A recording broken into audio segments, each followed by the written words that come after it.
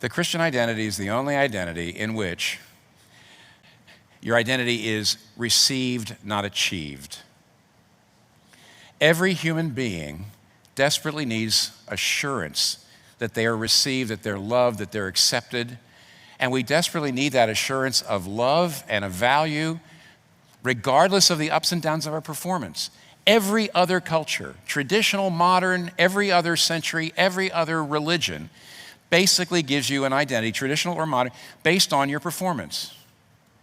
You're either living up to what your parents say or to what the community says, or you're being honorable and dying in battle for the glory of your people. Or you're figuring out what your little inner star is, and then you're trying to live according to that. And your dream is to do this, and your dream is to do that. I'm trying to realize it. Tremendous pressure. And your self-worth goes up and down all the time depending on how well you're doing. Only Christianity says no. Yeah, or put it this way, Christianity says, yeah. The good has to be achieved, but you can't do it. The good, there is a transcendent, there's a sacred order. And it must be achieved, it must be honored, but you can't do it. Because if you try to do it, you'll always be insecure, radically insecure.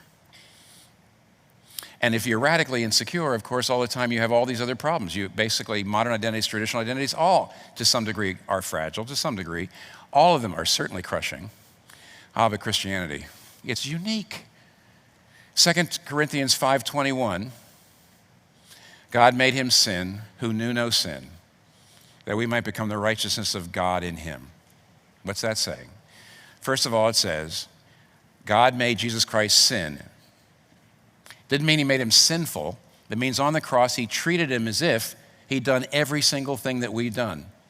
On the cross, he was treated as sin. He was made sin. He was treated as if sinful. Well, what does that mean? When I become a Christian, when I stop basing my identity in my moral performance, modern or traditional, and I say, Father, accept me because of what your Son, Jesus Christ, has done. Accept me not because of what I have done or what I can do or what I ever will do, but because of what Jesus Christ has done. At that moment, what's 2 Corinthians 5:21 say? It says, God made him sin. He treated Jesus as if he'd done everything I did so that I might become the righteousness of God in him. What's that mean? The minute I believe in Jesus Christ, yeah, eventually I hope I will become a better and better person. I will be. I think I will be. But the very moment I become the righteousness of God in him, what's that mean? Well, Jesus didn't become sinful. He was treated as sinful. It means I don't become immediately righteous. It means now God treats me as if I'd done everything Jesus has done. And that's why that incredible line in John 17, and by the way, I engineered things so that the very last 2 or 3 sermons I was ever preaching here regularly for you as your senior pastor was in John 17, is where Jesus Christ says, I want the world to know that you love them, my disciples, even as you love me. Even as.